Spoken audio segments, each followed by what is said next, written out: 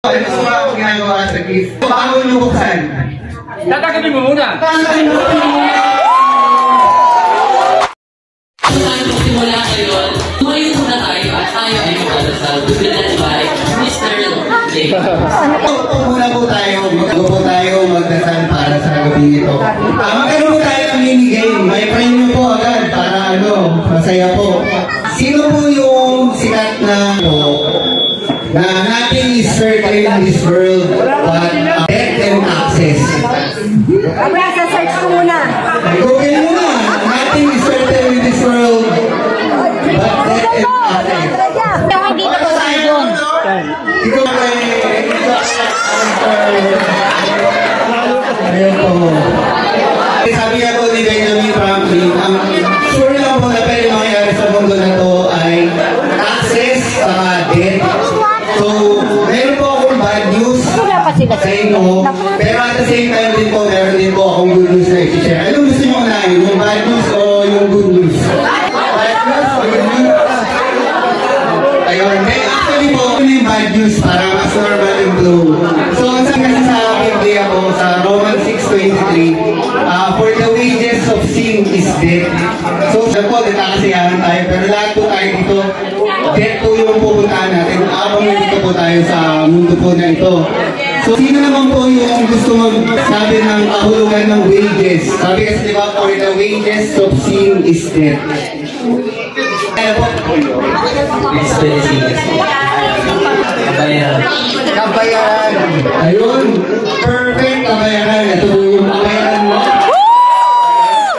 Kaya ko po siya nasabi na bad news. Kasi po, sabi ko, for the wages of sin is death. Meaning, pag may ginawa ka, may trabaho ka, diba? May kabayaran ka. Pag may business ka, may kabayaran, may kapalit.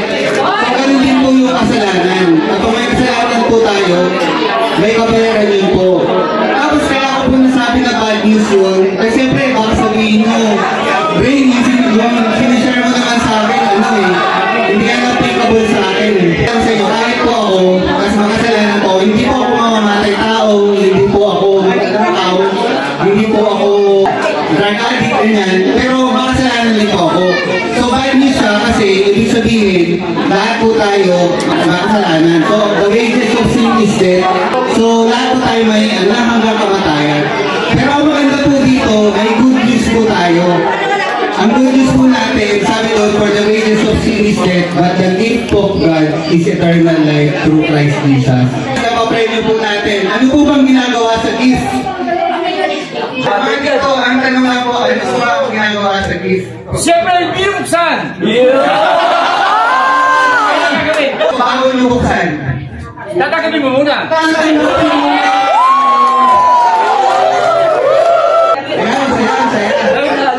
Hindi po tayo magkaroon ng hanggang kamatayan. Ang kailangan po natin gawin is tanggapin lang po yung ino-offer ni Lord Jesus sa atin na kapatawaran at pagmamahal at salvation po.